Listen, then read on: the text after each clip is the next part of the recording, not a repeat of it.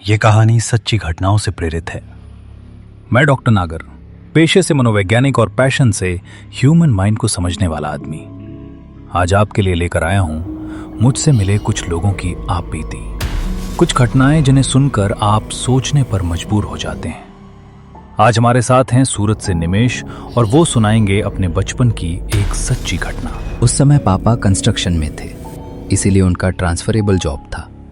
Mummy तो बचपन में ही गुजर गई थी, इसलिए पूरा इंडिया में हम फादर और सन घूमा करते थे। जब मैं कुछ 10 साल का था तब पिताजी का ट्रांसफ़र गोधल में हुआ, सूरत के पास। गोधल सूरत के पास है, कुछ 2 घंटे की ड्राइव पर। हम सुबह वहाँ पहुँचे तो होटल सारे फुल बुक थे, इसलिए जिस हवेली में काम था वहीं पर हमारे लिए कमरा खोल दिया गया। The Haveli was awesome. कुछ लोग कहते थे कि ये हवेली हॉन्टेड है। खैर, हम वहाँ सेटल हो गए। जब मैं कमरे में पहुंचा तो वहाँ एक आया ने मेरा स्वागत किया। केम छो निमेश बाबा, आपके पापा ने मुझे आज ही काम पर रखा है। कमरा शानदार था, पर्सनल केयरटेकर मेरा रूम, टॉप क्लास, अच्छा बेड, अलमारी, सब कुछ। मैंने सामान खोलते हुए एक प्यारा सा गुड़िया देखा, गुजराती कपड़ों में। मैंने उसे उठा लिया और पास रख लिया। घर में सब ठीक था, लेकिन रात को गड़बड़ शुरू हो गई। डिनर के बाद जब मैं अपने बेडरूम में गया तो देखा मेरे बेड पर पहले से कोई सोया हुआ है। पहले लगा शायद पापा होंगे, लेकिन हाइट कम थी। मैं धीरे से बोला, हेलो हेलो, लेकिन कोई रिएक्शन नहीं। मैंने हिम्मत करके चादर हटाई और तब एक बच्चा, मेरी ही उम्र का, पूरा सफेद चेहरा, लाल आंखें। वो बोला, कौन छे तू अने देबू क्या छे? कहाँ है देबू? मैं चीखते हुए भागा, पापा पापा, कमरे में भूत है। पापा और दाई माँ दौड़ कर आए।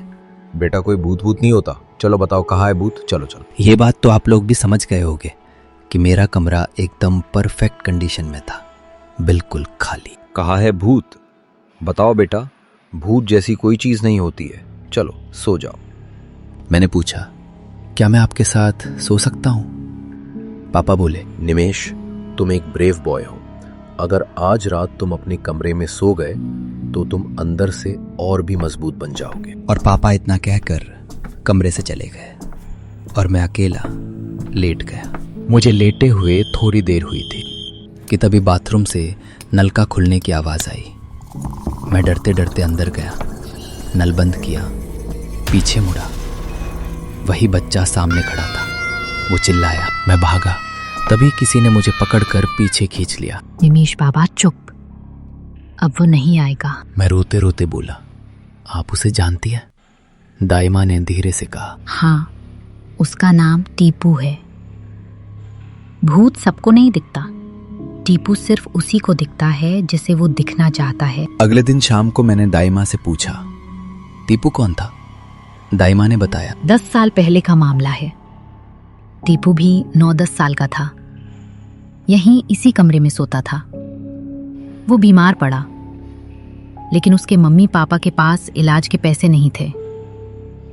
मरते वक्त भी वो बार बार सिर्फ एक चीज ढूंढ रहा था, देबू देबू। देबू उसका सबसे प्यारा खिलौना था, एक गुड़िया। मैं सुन्न हो गया। मेरे सूटकेस में वही गुड़िया पड़ी थी। तभी कमरे में ठंड सी फैली। हम पलटे, पीछे टीपू खड़ा था। देबू आप, देबू मने, देबू दो, तो मैं चला जाऊंगा। मैंने तुरंत गुड़िया उसके हाथ में दे दी और देखते ही देखते उसका चेहरा सामान्य हो गया। वो मुस्कुराया और खिड़की से बाहर गायब हो गया। सुबह पापा नाश्ता लेकर कमरे में आए। उन्होंने मुझे गले लगाया। बेटा, मुझे गुस्सा नहीं करना चाहिए था। मैं खुश था। पापा, सब ठीक हो गया। भूत का नाम टीपू था, वो सिर्फ अपना खिलौना ढूंढ रहा था। दाई माँ ने मेरी मदद की। पापा के चेहरे का रंग उड़ गया। उन्होंने तुरंत कहा, निमेश, बैग पैक करो, हम अभी यहाँ से जा रहे हैं, अभी इसी वक्त। मैं बोला, क्यों पापा? पापा डरते हुए बोले, क्योंकि मैंने तुम्हारे लिए कोई दाई माँ नहीं रखी थी। खिड़की की तरफ देखा।